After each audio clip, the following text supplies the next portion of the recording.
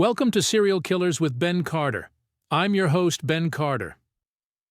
In February of 1986, a 30-year-old woman named Aileen Wuornos walked into a Daytona Beach biker bar named The Last Resort.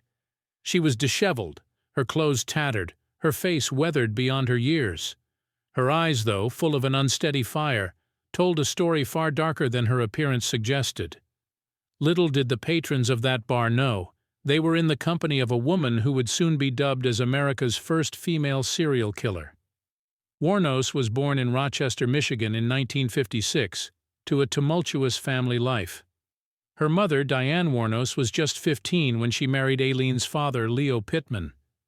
Pittman was a troubled man who was later diagnosed with schizophrenia and eventually incarcerated for sex crimes against children. Diane filed for divorce 2 months before Aileen was born, leaving her children to be raised by their grandparents, Lori and Britta Wuornos. The young Aileen never met her father. Life with her grandparents was far from idyllic. Aileen was sexually abused and became pregnant at 14. She was sent to a home for unwed mothers, and her child was given up for adoption. After her grandmother died of liver failure, Aileen was thrown out of the house by her grandfather. By 15, she was living in the woods near her old home, supporting herself through prostitution, a life that would become a recurring theme throughout her troubled existence. Wuornos's life on the fringe was fraught with hardship. She hitchhiked across the country, living in the woods and surviving by her wits and the meager earnings she made from her encounters with passing motorists. Her life took a dark turn in the late 80s. Men started to disappear along Florida's highways, and the common thread that connected them all was a chance encounter with a hitchhiking Wuornos. From 1989 to 1990, 7 men were brutally murdered. Each had been shot at point-blank range. Their cars were found abandoned, their bodies dumped in remote areas. It wasn't long before the law began connecting the dots. And at the center of this web of death and intrigue was Aileen Wuornos, the woman with the fiery eyes and a life story that read like a litany of horrors. It was in this backdrop of violence and despair that Wuornos walked into The Last Resort on that fateful day in 1986. Unbeknownst to her, the path she was walking would lead her straight into the annals of criminal history, forever etching her name as one of the most notorious figures in the dark underbelly of America's crime landscape. The Florida of the late 1980s was a paradox of vibrant tourism and dark undercurrents. The sun-kissed, palm-lined streets were a stark contrast to the grim, faceless highways where Wuornos operated. Amidst the serenity of the Sunshine State, a series of brutal murders was about to send shockwaves across the nation. The towns affected by Wuornos's murderous spree were mostly tucked away from Florida's popular tourist spots. Places like Clearwater, Daytona, and Homosassa were small, close-knit communities that thrived on the local trade of citrus fruits and fishing. The serenity of these towns was shattered by the grisly discoveries of men's bodies, discarded without regard, along their quiet highways. Meanwhile, the world outside remained oblivious. The 1980s was a time of economic prosperity for America. Wall Street was booming, and cultural milestones like the fall of the Berlin Wall and the launch of the Hubble Space Telescope permeated the airwaves. But beneath this veneer of progress, a dark undercurrent was flowing. The rate of violent crimes had escalated during the decade, and America was grappling with the emergence of serial killers who exploited the anonymity of the open road. The social climate of the time was a mix of fear and fascination. Serial killers were being portrayed as almost mythical figures by the media, their ghastly deeds and disturbing motivations, the subject of countless books, films, and TV shows. The names Bundy, Dahmer, and Gacy had become synonymous with the dark side of the human psyche. Yet, the notion of a female serial killer was almost unheard of, making Wuornos a chilling anomaly in the grim pantheon of America's most notorious criminals. The highways where Wuornos prowled were lonesome stretches of asphalt, often surrounded by dense forests and swampland. They were passageways for truckers, traveling salesmen, and the occasional tourist, often making them easy prey for a highway predator. The victims were usually solitary men, their vulnerability exploited by a woman who had herself been a victim, time and time again. The dichotomy of Wuornos's world was stark. The sun-drenched streets of Florida, bustling with tourists and locals, were a world away from the grim, desolate highways where she hunted.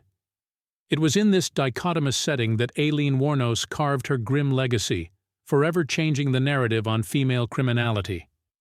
The first known victim of Aileen Wuornos was Richard Mallory, a 51-year-old electronics store owner from Clearwater, Florida. Mallory's body was discovered on December 1, 1989, in a wooded area along Interstate 75, several miles south of Daytona. He had been shot several times, and his car was found abandoned over 50 miles away. The circumstances of his death suggested a robbery gone wrong, but the brutality and coldness of the act hinted at something far darker. Then came David Spears, a 43-year-old construction worker. His naked body was discovered in June 1990 along Florida's Highway 19. He had been shot 6 times.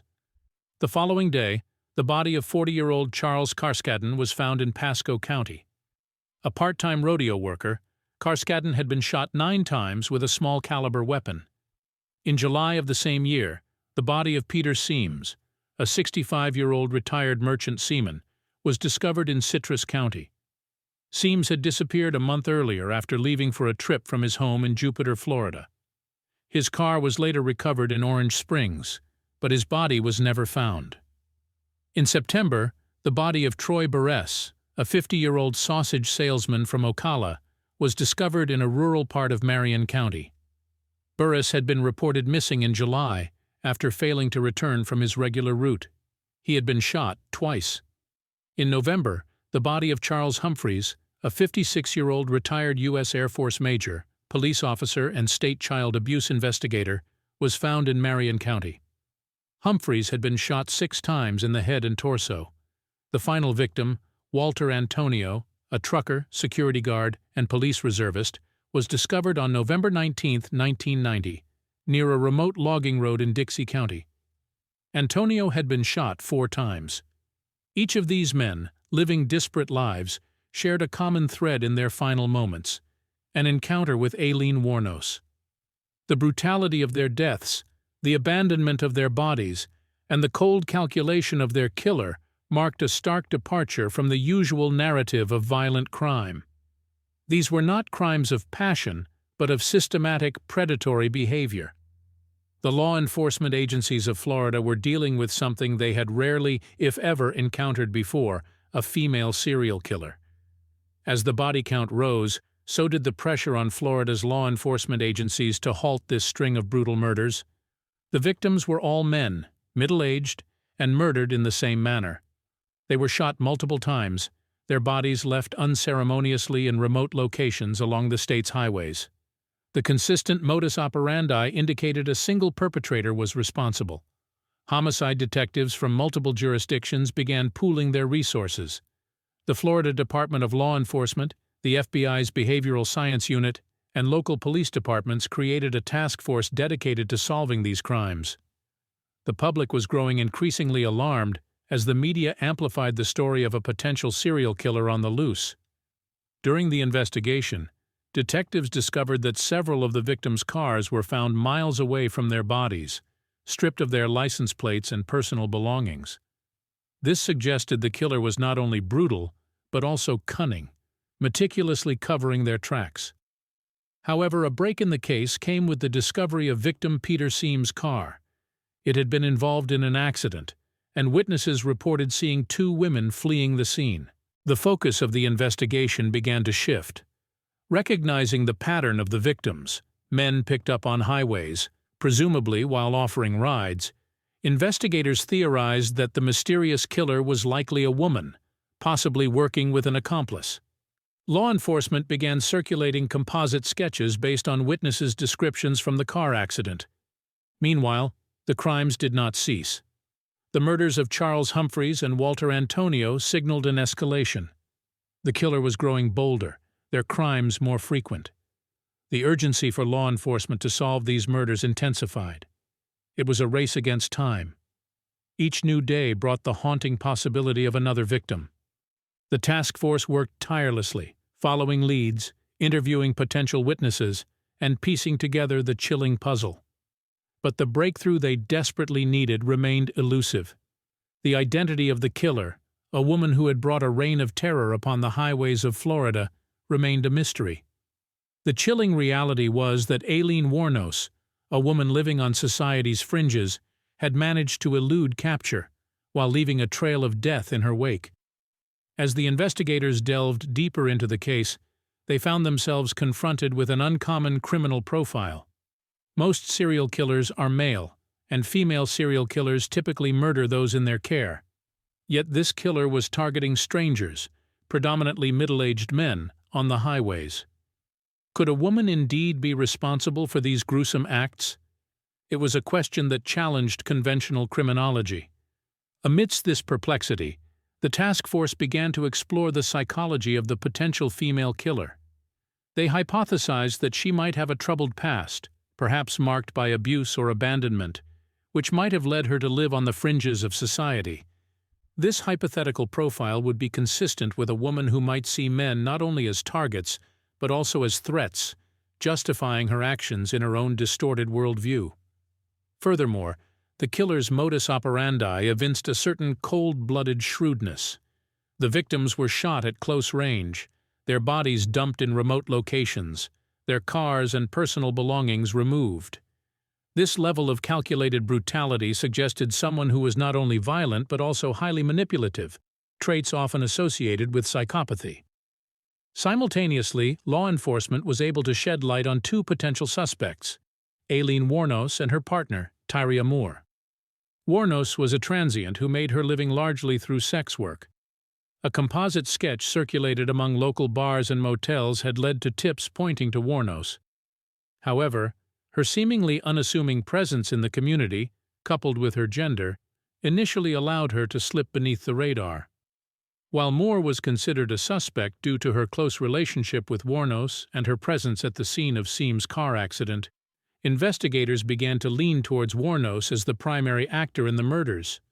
Moore's own background did not align as closely with the criminal profile they had developed as did Wuornos's. As detectives began to zero in on their main suspect, the once nebulous image of the killer began to take a disturbingly clear shape. The woman they were hunting was as elusive as she was deadly, a predator hiding in plain sight. And yet, despite growing suspicions, concrete evidence linking Wuornos to the murders remained scarce. The task force was forced to tread a delicate line, keeping a close eye on Wuornos, while gathering the necessary evidence to prove her guilt beyond a shadow of a doubt. With each passing day, the pressure to catch the killer grew, as did the fear of who might be her next victim. The breakthrough in the case came unexpectedly. On July 4, 1990, Wuornos and Moore were involved in an accident while driving a car that had belonged to one of the victims, Peter Seams. The car was soon connected to Seams, who had gone missing a month earlier, and the women became prime suspects. The items found in the car, including a .22 caliber pistol and an ID card of another victim, Richard Mallory, further strengthened the suspicion. Eager to corroborate the mounting circumstantial evidence, investigators turned to forensic science. The shell casings from the .22 caliber pistol found in Seam's car matched those recovered from several crime scenes. This was a significant breakthrough, providing tangible scientific proof connecting Wuornos to the murders. However, another key piece of evidence was yet to be discovered. A bloody palm print found on the interior door handle of Mallory's car was matched to Wuornos. This was the proverbial smoking gun, the evidence that could definitively link Wuornos to the scene of one of the murders. It was a pivotal moment in the investigation, bolstering the case against Wuornos and providing the prosecution with compelling physical evidence of her guilt. Yet, even with this evidence, the prosecution needed more to secure a conviction. Enter Tyria Moore. Under immense pressure from law enforcement, Moore agreed to cooperate with the investigation. In a series of recorded telephone calls, Moore coaxed Wuornos into confessing to the murders. The recordings captured Wuornos admitting to killing the men in self-defense, claiming that they had tried to rape her. These confessions, juxtaposed with the forensic evidence, provided a compelling case against Wuornos. The testimony of key witnesses, including several people who had seen Wuornos with the victims, further strengthened the case. One of the most damning testimonies came from a woman who had spent time with Wuornos in jail, who claimed that Wuornos had confessed to her about the murders and had expressed no remorse. As the evidence mounted, the net around Wuornos began to tighten. The woman who had so effortlessly evaded capture was now squarely in the crosshairs of justice, the weight of her crimes pressing down upon her. The once elusive killer was now on a collision course with the reality of her actions and the consequences that would inevitably follow. On January 9, 1991, the hunt for Aileen Wuornos came to an end. The infamous murderer was arrested at the Last Resort, a biker bar in Volusia County, Florida. Wuornos, seemingly aware that her freedom was about to be curtailed, offered no resistance. She was taken into custody without incident, marking the end of her murderous spree. The media and the public were gripped by the unfolding story. The trial, held in the summer of 1992, became a media spectacle. The courtroom was abuzz with anticipation and filled to capacity every day. The atmosphere was heavy with tension, the palpable sense of gravity hanging in the air. Prosecutor John Tanner presented the case against Wuornos with clinical precision. He painstakingly laid out the forensic evidence, the damning testimonies, and most crucially, the recorded confessions.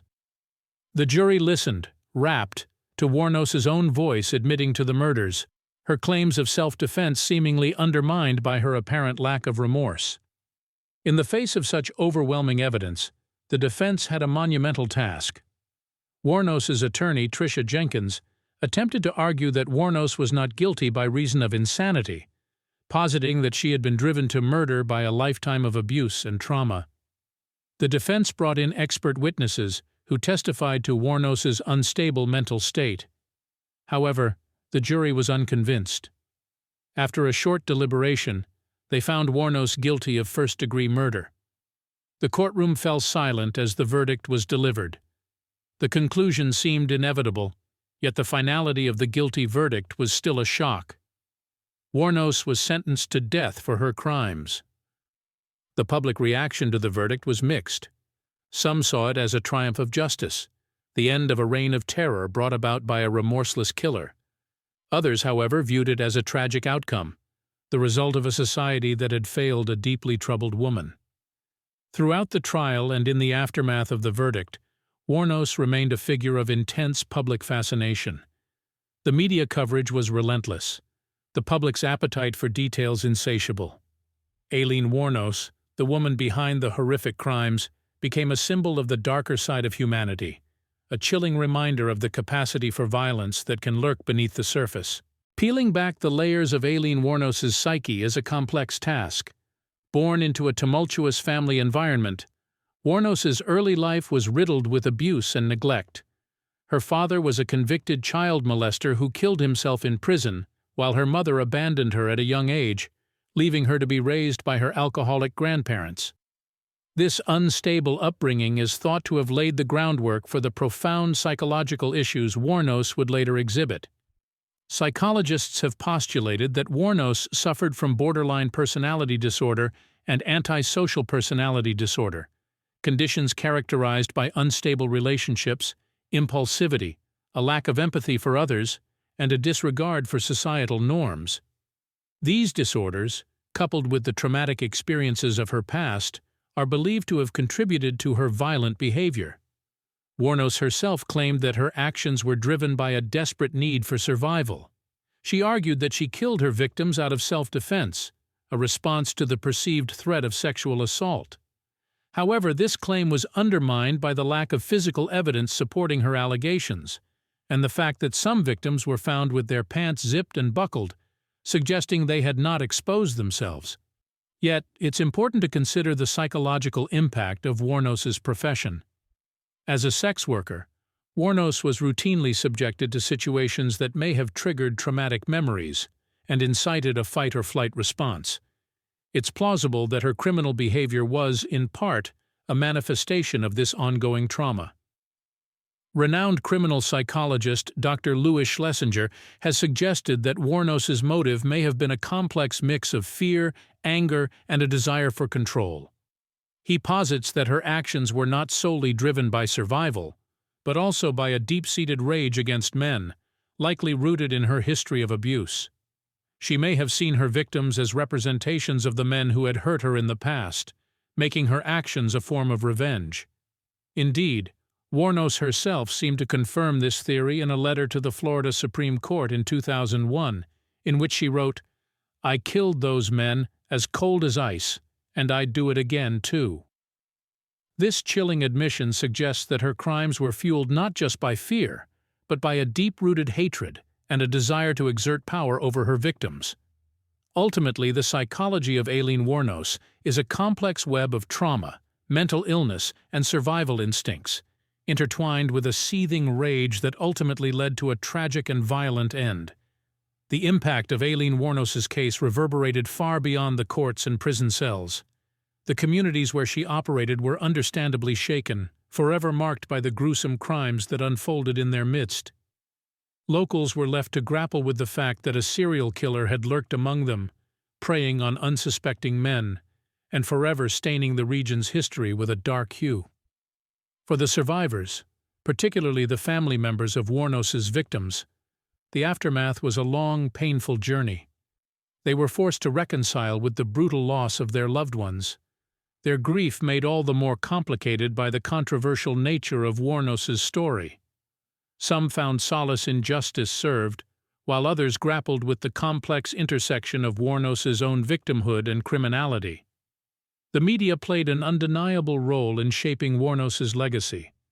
The case was sensationalized, with Wuornos dubbed the Damsel of Death, a label that was both macabre and misleading, given the complexity of her narrative. The media's portrayal nurtured a morbid fascination with Wuornos, much of it focused on the fact that she was a rare female serial killer. Her story was immortalized in film, most notably in the 2003 biographical crime drama Monster, where Charlize Theron gave an Oscar-winning portrayal of Wuornos. The impact of this representation was significant, humanizing Wuornos and shedding light on the myriad of factors that contributed to her criminal trajectory. In academia and psychology circles, the case of Aileen Wuornos spurred extensive research and debate, particularly around the intersection of trauma, mental illness, and criminality. Her story continues to serve as a case study in the exploration of these complex socio-psychological dynamics. Criminal justice reform advocates also seized upon Wuornos's case, arguing it highlighted systemic failures in addressing the needs of marginalized and vulnerable populations. In their view, Wuornos was as much a victim of societal neglect and mistreatment as she was a perpetrator of violence. Despite the tragic events that marked her life and death, Aileen Wuornos's legacy lives on, continuing to provoke thought and conversations around mental health, societal neglect, the criminal justice system, and the rare phenomenon of female serial killers. Through all of this, the humanity of her victims should never be forgotten. The 7 men she murdered were fathers, brothers, sons, and friends, and their loss is a stark reminder of the very real consequences of her actions. Yet even as we delve into the layers of Aileen Wuornos's life, questions remain, unanswered and unsettling. The ambiguities surrounding her mental state at the time of her crimes stir debates. Was she, as she claimed, acting in self-defense, driven to the edge by a lifetime of abuse and trauma? Or was the violence she enacted a calculated and predatory act of a serial killer? The truth, most likely, lies somewhere in between these extremes, in a murky realm of psychological distress and moral culpability. Even her execution, while delivering a finality to her story, left a trail of uncertainties. In her final interview, Wuornos claimed that the police knew of her murders, but allowed them to continue in order to build a high-profile case. These allegations, although largely dismissed, still cast a shadow on an already dark narrative, raising questions about the potentially exploitative nature of law enforcement and media attention. Alternative theories also abound regarding the extent of Wuornos's criminal activity. Some speculate that she may have committed more murders than the 7 for which she was convicted, given the transient nature of her lifestyle and the fact that she targeted strangers, it is not inconceivable that there may be other victims whose fates remain unknown. Moreover, the haunting implications of Wuornos's life and death extend beyond her own story, illuminating systemic failures in societal institutions.